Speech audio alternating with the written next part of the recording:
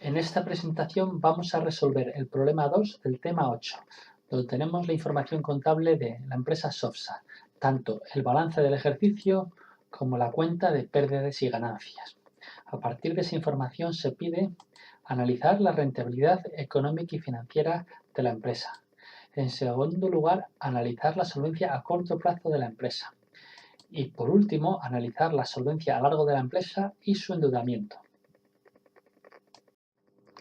Antes de llevar a cabo el análisis económico y financiero, puede ser interesante ver un poco qué componentes tiene el balance y la cuenta de pérdidas y ganancias. Empezando por el balance, lo primero que vemos es que el activo no corriente tiene dos grandes elementos. El inmovilizado intangible, por ejemplo, podría ser una patente, y el inmovilizado tangible, que podría ser maquinaria o algún tipo de edificio que tenga la empresa. Por otro lado, tenemos el activo corriente, que está compuesto por existencias, que pueden ser materias primas o productos ya elaborados pendientes de ser vendidos. Los deudores comerciales, por 12.000 euros, van a ser deudas que tienen los clientes por productos que ya han comprado. Y por último, el efectivo, que puede ser el dinero que tiene en la caja fuerte de la empresa o el dinero que tiene en las cuentas del banco. Ambos elementos suman el activo, que en este caso son 219.020 euros. Por otro lado, tenemos el patrimonio neto, que está compuesto por el capital, que sería la aportación inicial de los dueños de la empresa, las reservas, que es una forma de mantener parte de los beneficios de ejercicios anteriores, y por último está el resultado del ejercicio, los beneficios que ha obtenido la empresa durante ese año. Esta línea 20.020 va a ser la última línea de la cuenta de pérdidas y ganancias también.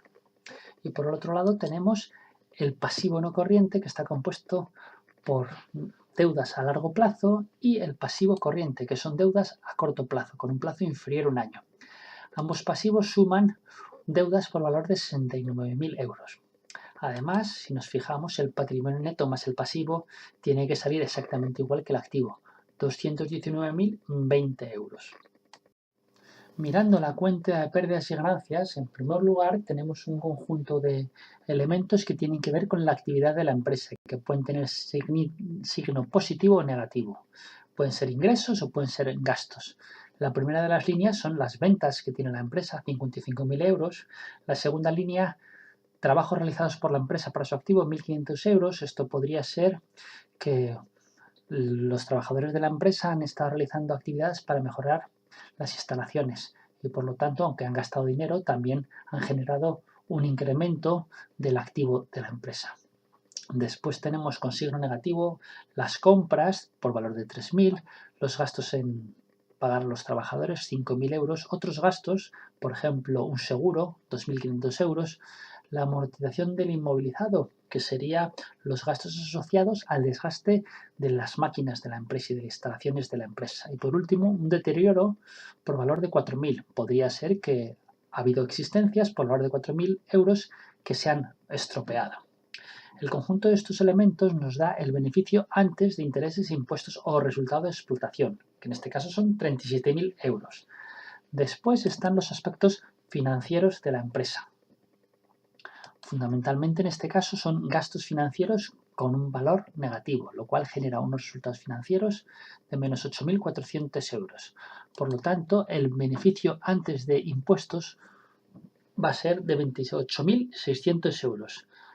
La cuantía de los impuestos se resta de esos beneficios y genera al final que el beneficio neto o resultado del ejercicio son 20.020 euros. Esta cantidad tiene que aparecer exactamente igual en el balance de la empresa a 31 de diciembre.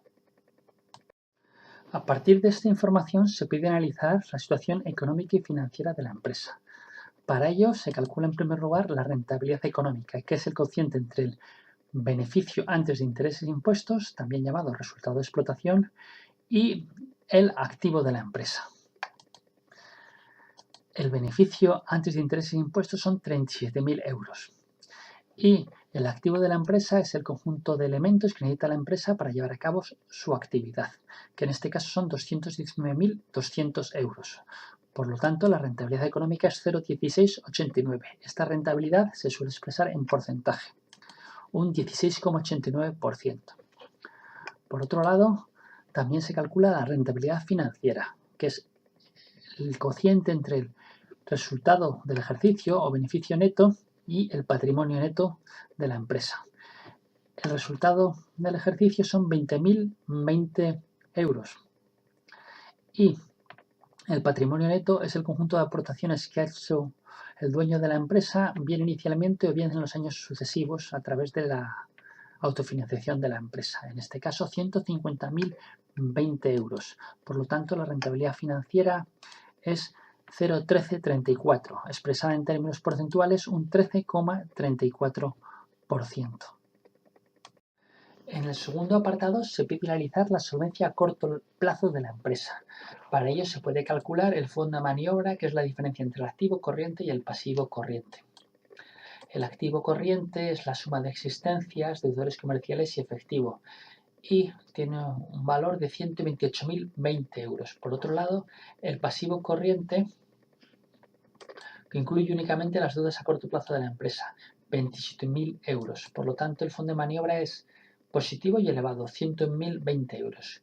Con lo cual se puede decir que la solvencia a corto plazo de la empresa es buena. Esta misma conclusión se puede obtener analizando el ratio de liquidez, que es el activo corriente entre el pasivo corriente. En vez de la diferencia de estas magnitudes, el cociente. En este caso, este cociente alcanza un valor de 4,74. Normalmente, se supone que la liquidez es buena cuando este ratio se mueve en el rango de 1 a 1,5, siendo mejor cuanto más positivo, más grande es. En este caso es 4, con lo cual no hay ningún problema de liquidez, incluso se puede decir que la liquidez es excesiva. También se puede analizar el ratio tesorería, que es el cociente entre activo corriente menos existencia entre pasivo corriente. Por lo tanto, se coge todo el activo corriente y no se tiene en cuenta las existencias, porque esas existencias tal vez sean necesarias para seguir produciendo. Son los productos que tenemos, las materias primas que tenemos almacenadas. El pasivo corriente sigue siendo igual que en la magnitud anterior, 27.000. Por lo tanto, el ratio de tesorería es 2,33. Normalmente se supone que este ratio es bueno si está en el entorno de 1, cuanto más grande, mejor. Por lo tanto, tampoco genera ningún problema de solvencia a corto plazo según este indicador. Y por último, el ratio de tesorería inmediata mide el cociente entre el efectivo y el pasivo corriente. El efectivo son 51.020 euros y el pasivo corriente, como en las otras dos magnitudes anteriores, 27.000. Por lo tanto, tendríamos que el ratio de tesorería es 1,89. Normalmente se dice que este ratio es bueno cuando está en la zona de 0,2-0,3. Por lo tanto, esta empresa tiene una cantidad de efectivo muy grande. De hecho, dobla sus deudas a corto plazo. No tiene ningún problema de liquidez a corto plazo. Tiene una muy buena solvencia a corto plazo. De hecho, se puede decir que seguramente sea excesiva. En el último apartado se pide analizar la solvencia a largo plazo de la empresa y el nivel de endeudamiento. La solvencia a largo plazo se analiza con el ratio de garantía, que es el cociente entre el valor del activo y el valor del pasivo. El activo es el conjunto de elementos que necesita la empresa para llevar a cabo la actividad económica, que en este caso están valorados en 219.020 euros. Y el pasivo es el conjunto de deudas que contrae la empresa para poder financiar ese activo. En este caso, unas deudas por valor de 69.000 euros. Por lo tanto, el ratio de garantía es 3,17. Se considera que ese ratio es bueno cuando se mueve en la zona de 1,7 a 2, siendo mejor que sea elevado. Por lo tanto, la solvencia a largo plazo, en este caso, es buena. En cuanto al endeudamiento, se puede analizar el ratio de endeudamiento, que es el cociente entre el pasivo y los fondos propios. El pasivo es el conjunto de recursos que se piden prestados a terceros y los fondos propios es el conjunto de recursos que financia la empresa y que ponen los dueños en el momento de creación de la empresa o en momentos posteriores. En este caso, ese cociente sale un valor de 0,46. Se considera que es bueno ese ratio de endeudamiento cuando se mueve en la zona de entre 0,5 y 1. En este caso es menor que 0,5, lo cual es positivo. Eso significa que ha sido necesario acudir a terceros en poca cuantía de dinero. El ratio de apalancamiento es un ratio muy similar al anterior, o mide algo muy parecido, y nos da el ratio entre el activo y el patrimonio neto. El activo está valorado en 219.020 euros y el patrimonio neto está valorado en 150.020 euros. Por lo tanto, el ratio de apalancamiento es 1,46. Normalmente se considera que ese ratio es bueno cuando se mueve en la zona de 1,5 a 2, siendo mejor que sea lo más reducido posible.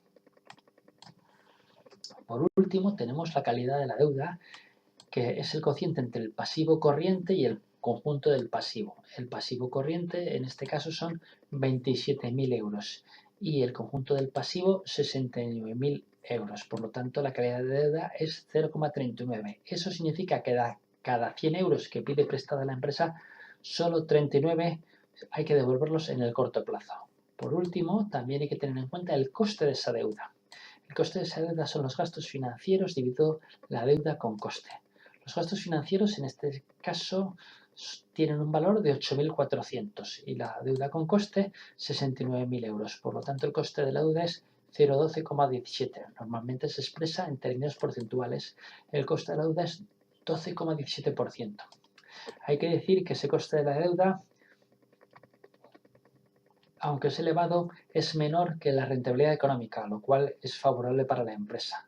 Por lo tanto, en general se puede decir que la solvencia a largo plazo de la empresa es muy buena.